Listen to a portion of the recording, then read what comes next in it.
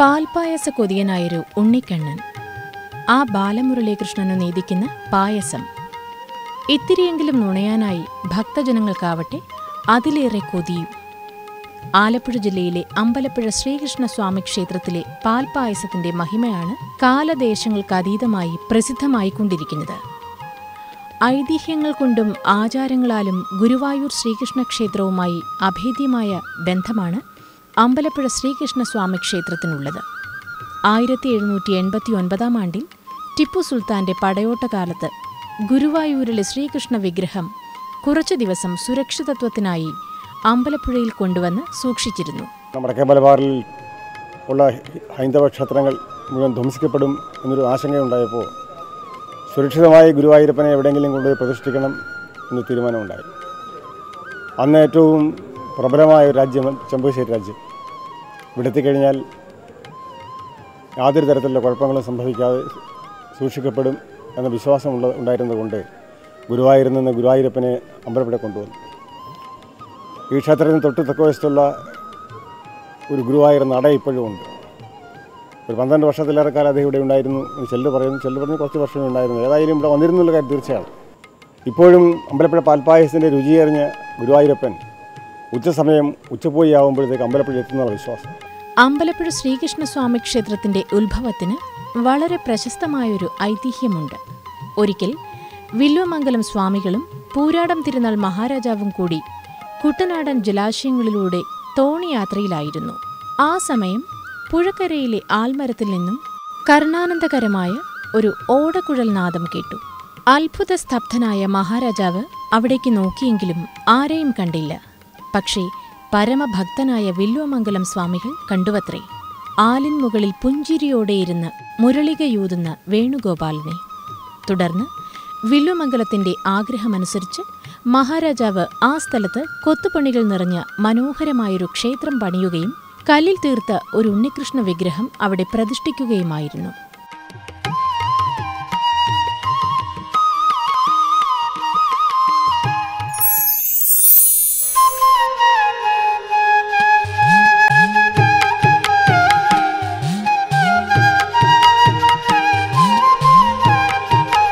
കൈകളിൽ നിറയെ വെണ്ണയുമായി ഒരു ഉണ്ണിക്കണ്ണൻ ഭക്തസഹസ്രങ്ങളെ തന്നിലേക്ക് ആകർഷിച്ച് വിളങ്ങുകയാണ് ഇവിടെ. കൊല്ലം നഗരത്തിന്റെ വടക്കേ അറ്റത്തായി അഷ്ടമുടിക്കായലിലെ കുഞ്ഞോളങ്ങളുടെ നൂപുരധ്വനികളിൽ മയങ്ങി നിൽക്കുന്ന ആശ്രാമം ശ്രീകൃഷ്ണസ്വാമി ക്ഷേത്രം. നവനീത കൃഷ്ണനായിട്ട് കേരളത്തിൽ വളരെ കുറച്ച് പ്രതിഷ്ഠയുള്ളൂ. ഒന്ന് ആശ്രാമം, പിന്നെ ഒന്ന് കണ്ണൂരിന് വടക്കുള്ളൊരു പ്രസിദ്ധമായ ക്ഷേത്രത്തിലാണ്. നവനീത കൃഷ്ണനെ പ്രതിഷ്ഠിച്ചത് ഇടത്തെല്ലാം പിന്നെ വെണ്ണ കൊണ്ട് അർച്ചന എന്നും നടത്തുന്നുണ്ട്. അതേപോലെ നവനീത കൃഷ്ണനെ പ്രതിഷ്ഠിച്ചിടത്തെല്ലാം ഭക്തന്മാരെന്തു ചോദിച്ചാലും അദ്ദേഹം വേണ്ടതെല്ലാം ഇഷ്ടം പോലെ കൊടുക്കും. ക്ഷേത്രത്തിന്റെ ഉത്ഭവത്തെക്കുറിച്ച് നിലനിൽക്കുന്ന പ്രശസ്തമായൊരു ഐതിഹ്യം കുട്ടികളില്ലാതിരുന്ന ഒരു ഭക്തയുമായി ബന്ധപ്പെട്ടാണ്. അതിന് വർഷങ്ങൾ കഴിഞ്ഞ് വന്നപ്പോൾ അവരുടെ ഒരേടത്തിൽ കൃഷിസ്ഥലത്ത് ഇങ്ങനെ ഉഴുതുമറിച്ചതിൽ കിട്ടിയതാണ് ഈ വിഗ്രഹം എന്നാണ് പറയുന്നത്. അപ്പോൾ അത് അന്നത്തെ മതാചാര്യന്മാരുടെ അവരുപദേശിച്ചത് ഒരു പശുവിൻ്റെ മുകളിൽ ആ അലങ്കാരങ്ങളൊക്കെ ചെയ്ത് വെച്ചിട്ട് ആഘോഷങ്ങളോടുകൂടി അത് അതിനെ അങ്ങ് പശുവിനെ വിട്ടേക്കുക, പശു പൊയ്ക്കൊള്ളും. അത് ഏത് ഭാഗത്ത് ചെന്ന് ഒരാഴ്ചയിൽ കൂടുതൽ തങ്ങുന്നു, അപ്പോൾ അവിടെ അത് പ്രതിഷ്ഠിക്കാൻ പറഞ്ഞു. അപ്പോൾ അങ്ങനെ പ്രതിഷ്ഠിക്കപ്പെട്ടതാണെന്നാണ് ഞങ്ങളുടെയൊക്കെ ഒരു വിശ്വാസം.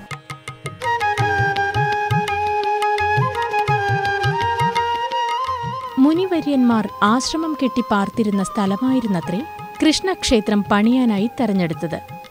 അതുകൊണ്ടുതന്നെ ക്ഷേത്രം പണിക്കായി അവരെ ഒഴിപ്പിക്കേണ്ടി വന്നു. ആശ്രമം ഉണ്ടായിരുന്ന സ്ഥലമായിരുന്നതിനാലാണത്രേ പിന്നീട് ക്ഷേത്രത്തിന് ആശ്രാമം എന്നു പേര് വന്നത്. ആശ്രാമം ക്ഷേത്രത്തിലും വിഷു പ്രധാനമാണ്. പക്ഷേ ഇവിടെ ഒരു പ്രത്യേകതയുണ്ട്. ഇവിടെ ഭക്തനേക്കാൾ മുൻപ് കണി കാണുന്നത് ഭഗവാനാണ്. തലേന്നു രാത്രി മേൽശാന്തി കണിയൊരുക്കി വെച്ചതിനുശേഷം കൃഷ്ണവിഗ്രഹത്തിന്റെ മിഴികൾ വെറ്റില വെച്ച് മൂടിക്കെട്ടും. അതിനുശേഷം ഒരുക്കിയ കണി ഭഗവാന്റെ മുന്നിൽ വയ്ക്കും. പിറ്റേന്ന് വെളുപ്പിനെ എത്തുന്ന മേൽശാന്തി വിഗ്രഹത്തിനു പിന്നിൽ നിന്ന് ഭഗവാന്റെ കണ്ണിലെ കെട്ടഴിക്കും. അങ്ങനെ ആദ്യം വിഷുക്കണി കണ്ട് നവനീത കൃഷ്ണൻ തൃപ്തനാവുകയും ചെയ്യും. ഭഗവാൻ കണി കണ്ടു കഴിയുമ്പോൾ പിന്നെ ഭക്തർക്ക് കണി കാണുവാനായി നട തുറന്നു കൊടുക്കുകയായി. കൗപീനം പോലും ധരിക്കാത്ത വെണ്ണക്കണ്ണനാണല്ലോ ക്ഷേത്രത്തിലെ പ്രതിഷ്ഠ.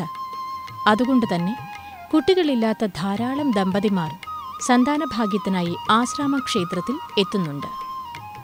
ക്ഷേത്രമുറ്റത്തുള്ള ആൽമരത്തിൽ ഞാത്തിയിട്ടിരിക്കുന്ന ചെറുതൊട്ടിലുകൾ ഭക്തർക്കു ലഭിച്ച പ്രാർത്ഥനാപുത്രന്മാരുടെ കഥകൾ പറയുന്നു.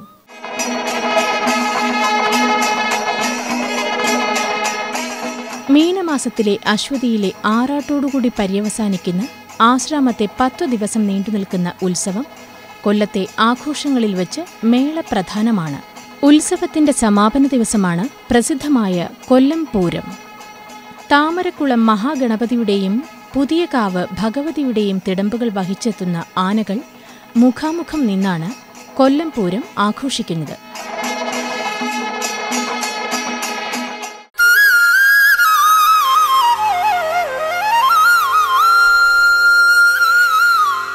കണ്ണന്റെ കേളീരംഗമായിരുന്നു വൃന്ദാവനം എന്നാണല്ലോ വിശ്വാസം. ആശ്രാമത്തെ ഉണ്ണികൃഷ്ണ വിഗ്രഹത്തെ നിത്യം ഭജിക്കുന്ന ഭക്തരുടെ മനസ്സിലും അവിടം വൃന്ദാവന പ്രതീതിയാണ് ഉണർത്തുന്നത്.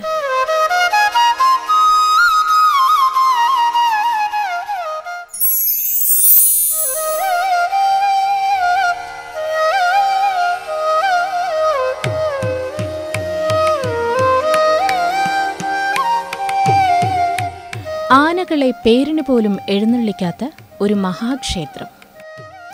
ആനകളുടെ നിഴൽ പോലും കാണുന്നത് ഇഷ്ടമല്ലാത്ത ഒരു ശ്രീകൃഷ്ണമൂർത്തി. വിശ്വസിക്കാൻ പ്രയാസമാണെങ്കിലും അങ്ങനെ ഒരു ശ്രീകൃഷ്ണനും ക്ഷേത്രവും വടക്കൻ കേരളത്തിലുണ്ട്. കണ്ണൂർ ജില്ലയിലെ തൃച്ചംബരം ശ്രീകൃഷ്ണസ്വാമി ക്ഷേത്രം. ശ്രീകൃഷ്ണ ക്ഷേത്രങ്ങളിലെല്ലാം ആനകൾക്ക് വലിയ സ്ഥാനമാണുള്ളത്. അല്ലെങ്കിൽ ആനകൾ ശ്രീകൃഷ്ണമൂർത്തിക്ക് വളരെ പ്രിയപ്പെട്ടതായാണ് കരുതപ്പെടുന്നത്. എന്നിട്ടും തൃച്ചംബരത്തെ കൃഷ്ണന്റെ ആനവിരോധം അത്ഭുതമുളവാക്കുന്നതാണ്. അതിൻ്റെ കാരണം തേടുമ്പോൾ അത് ക്ഷേത്രത്തിലെ പ്രതിഷ്ഠയെക്കുറിച്ചുള്ള ഐതിഹ്യത്തിലാണ് എത്തുക. ജ്യേഷ്ഠൻ ബലരാമനോടുകൂടി മധുരയിൽ ചെന്ന് കുവലയാപീഠം എന്ന കൊലയാളി ആനയുടെ മസ്തകം പിളർന്ന് കൊമ്പുകൾ പറിച്ചെടുത്ത് കംസവധവും കഴിഞ്ഞതിനു ശേഷമുള്ള ശ്രീകൃഷ്ണനാണ് തൃച്ചംബരത്തപ്പൻ എന്നാണ് സങ്കല്പവും വിശ്വാസവും. ശമ്പര മഹർഷി തപസ്സു ചെയ്ത പ്രദേശം എന്ന് വിശ്വസിക്കപ്പെടുന്നതുകൊണ്ടാണത്രേ ആ സ്ഥലത്തിന് തൃച്ചംബരം എന്നു പേര് വന്നത്. ശ്രീശമ്പരപുരം എന്നായിരുന്ന പേര് പിൽക്കാലത്ത് തിരുശമ്പരപുരമായും പിന്നീട് തൃച്ചംബരമായും മാറിയതാണത്രേ.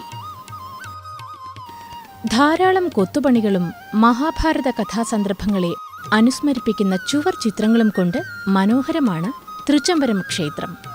ഉണ്ണികൃഷ്ണന്റെ രൂപത്തിലായതിനാൽ തൃച്ചംബരമൂർത്തിക്ക് കലശലായ വിശപ്പാണ്. മല്ലന്മാരോടും കൊലകൊമ്പനോടും പോരടിച്ച് കംസനിഗ്രഹവും കഴിഞ്ഞുവന്ന ഉണ്ണികൃഷ്ണന്റെ രൂപത്തിലായതിനാൽ തൃച്ചംബരമൂർത്തിക്ക് കലശലായ വിശപ്പാണ്. അതുകൊണ്ടുതന്നെ പുലർച്ചെ നട തുറന്നാൽ ആദ്യം നിവേദ്യമാണ്. ക്ഷേത്രമേൽശാന്തി ശ്രീകോവിൽ നട തുറക്കുന്നത് തന്നെ ഒരു കൈയിൽ നിവേദ്യവുമായാണ്. നിവേദ്യം കഴിഞ്ഞ ശേഷമേ അഭിഷേകവും പൂജകളും പതിവുള്ളൂ. കോപമടങ്ങാത്ത ഉണ്ണിക്കണ്ണനാണ് തൃച്ചംബരമൂർത്തിയെങ്കിലും ആ കണ്ണനെ കണികണ്ട് സായുജ്യമടയാൻ കഴിയാത്ത ഒരു വിഷുവിനെക്കുറിച്ച് ഇന്നാട്ടുകാർക്ക് ചിന്തിക്കാൻ പോലും കഴിയില്ല.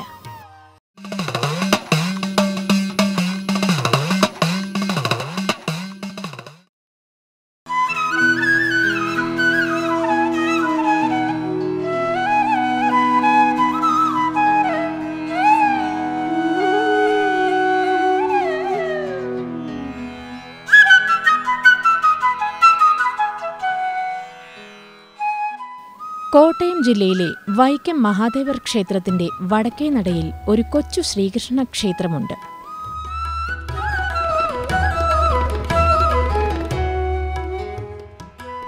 ക്ഷേത്രമതിൽക്കകത്ത് ഒരു നവഗ്രഹ ക്ഷേത്രവും കൂടി ഉള്ളതിനാൽ ശ്രീകൃഷ്ണൻ കോവിൽ നവഗ്രഹ ക്ഷേത്രം എന്ന പേരിൽ അറിയപ്പെടുന്ന ഒരു ബാലഗോപാല ക്ഷേത്രം. ശ്രീകൃഷ്ണൻ കുടികൊള്ളുന്നത് ഒരു കൊച്ചു ദേവാലയത്തിലാണെങ്കിലും വിവിധ ദേശങ്ങളിൽ നിന്നുള്ള 100 കണക്കിന് ആളുകളാണ് ഈ കൊച്ചു വൃന്ദാവനത്തിലെത്തുന്നത്.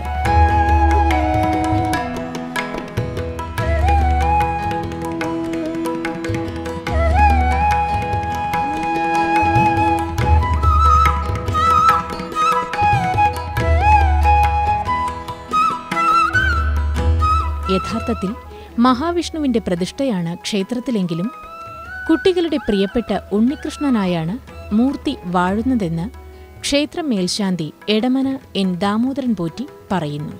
പൂർവികമായിട്ടുണ്ടായിരുന്ന മഹാവിഷ്ണു സങ്കേതം കാലോചിതമായ കാലത്തിൻ്റെ ഒഴുക്കിപ്പെട്ട് നശിച്ചുപോയി. അതിൻ്റെ അടിസ്ഥാനത്തിൽ വൈക്കം ദേവസ്ഥയിൽ അഷ്ടമംഗല്യ പ്രശ്നം വയ്ക്കുകയുണ്ടായി. അപ്പം ഈ വിഷ്ണു ക്ഷേത്രം പുനർനിർമ്മിച്ച് പ്രതിഷ്ഠ നടത്തണമെന്ന് വിധിയുണ്ടായി. അതനുസരിച്ച് 91 ഇത് ഇവിടെ പ്രതിഷ്ഠ നടത്തിയത്. മഹാവിഷ്ണുവാണ്, ചതുർബാഹുവായ മഹാവിഷ്ണുവാണ് പ്രതിഷ്ഠ. എന്നിരുന്നാൽ തന്നെയും കുട്ടികളോടുള്ള താല്പര്യമാണ് കണ്ണന് കൂടുതലും ഇവിടെ അനുഭവപ്പെട്ടിരിക്കുന്നത്. കുട്ടികൾക്കാണെങ്കിലും ഒരു ശരം വെണ്ണ കിട്ടുക, ശരം ത്രിമധുരം കിട്ടുക എന്നൊക്കെ കുട്ടികൾ ജീവനാണ്. ഇവിടെ നിന്ന് കിട്ടാതെ പോകത്തുമില്ല, നമുക്ക് കൊടുക്കാതിരിക്കാനും പറ്റില്ല. അങ്ങനെ എത്ര കൊടുത്താലും മതിയാവുകയില്ല. എന്നുവെച്ചാൽ നമ്മൾ സാധനം തീർന്നു പോയല്ലോ, ഒരു വെണ്ണയാണെങ്കിലും വെണ്ണ കിട്ടിയില്ലല്ലോ എന്ന് പറഞ്ഞു കഴിഞ്ഞാൽ അത് അപ്പം തന്നെ നമുക്ക് ആരെങ്കിലും കൊണ്ട് തരികയായി, നമുക്ക് കൊടുക്കാൻ അവസരം കിട്ടുകയായി. അതൊരു വലിയ അനുഗ്രഹമാണ്.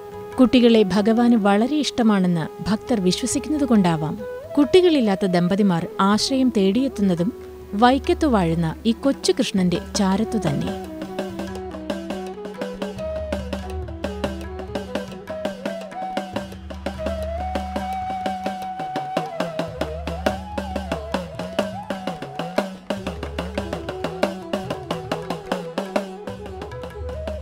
ക്ഷേത്രസന്നിധിയിൽ നിരയായി തൂക്കിയിട്ടിരിക്കുന്ന തൊട്ടിലുകളെക്കുറിച്ച് ചോദിച്ചപ്പോൾ ക്ഷേത്ര മേൽശാന്തിയുടെ വാക്കുകളിൽ ദൃഢവിശ്വാസം നിറഞ്ഞു നിന്നിരുന്നു. ഈ തൊട്ടിൽ തൂക്കുന്നതിൻ്റെ മഹാത്മ്യം, കുട്ടികളുണ്ടാവാത്ത ദമ്പതിമാർ വന്ന് കുട്ടികളുണ്ടായ ശേഷം തൊട്ടിൽ തൂക്കുകയും അതോടൊപ്പം തന്നെ തുലാഭാരം, വെണ്ണ വഴിപാട് അത് സമർപ്പിക്കാൻ നേർന്നു പോകുന്നുണ്ട്. അപ്പം കുട്ടികളുണ്ടായ ശേഷം ഈ ചോറൂണും തുലാഭാരം നടക്കുന്നതോടൊപ്പം തന്നെ ഈ തൊട്ടിൽ വഴിപാടും നടത്തി അവരുടെ സന്തോഷം ഭഗവാനിൽ അർപ്പിച്ചു പോവുകയാണ്. ഏതായാലും കേരളത്തിലെ ശ്രീകൃഷ്ണ സന്നിധികൾ തേടിയുള്ള യാത്രയിൽ കിട്ടിയ തിളക്കമേറിയ ഒരു മുത്തുതന്നെയാണ് വൈക്കം ശ്രീകൃഷ്ണൻ കോവിൽ.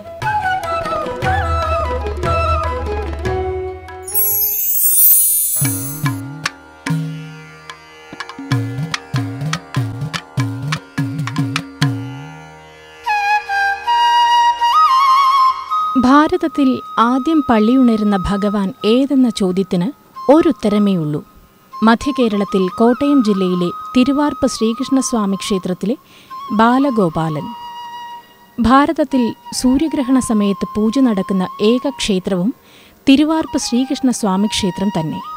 ദിഗ്വിജയം ചെയ്ത ശ്രീകൃഷ്ണനാണ് ഇവിടുത്തെ പ്രതിഷ്ഠ. കംസവധം കഴിഞ്ഞ് ക്ഷീണിച്ചു വന്ന ഭാവമാണ് പ്രതിഷ്ഠയ്ക്ക്. ആ സമയത്ത് ശ്രീകൃഷ്ണമൂർത്തിക്ക് നല്ല വിശപ്പായിരുന്നുവത്രേ. അതുകൊണ്ടുതന്നെ നിത്യവും രാത്രി 2 മണിക്ക് തന്നെ തിരുവാർപ്പിലെ കണ്ണനെ പള്ളിയുണർത്തും.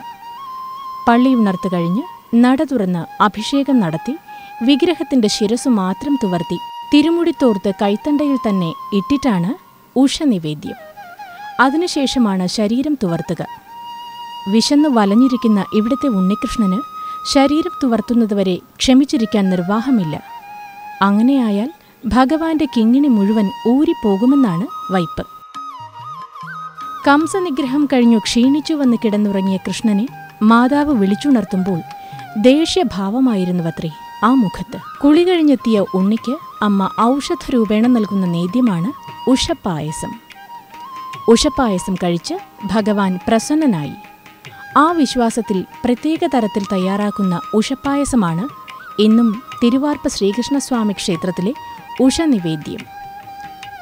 തിരുവാർപ്പിലെ ശ്രീകൃഷ്ണ വിഗ്രഹത്തെക്കുറിച്ചും ആ സ്ഥലത്തിന് തിരുവാർപ്പ് എന്ന പേര് വന്നതിനെക്കുറിച്ചുമൊക്കെ ഭക്തജനങ്ങൾ നെഞ്ചോട് ചേർത്ത് കാത്തുസൂക്ഷിക്കുന്ന ഒരു ഐതിഹ്യമുണ്ട്. മല്ലപ്പള്ളി തന്ത്രി വൈക്കത്തേക്ക് പോകുന്ന സന്ദർഭത്തിൽ വേമ്പനാട്ട് കായലിൽ കൂടെ സഞ്ചരിക്കേണ്ടി വരുന്നു.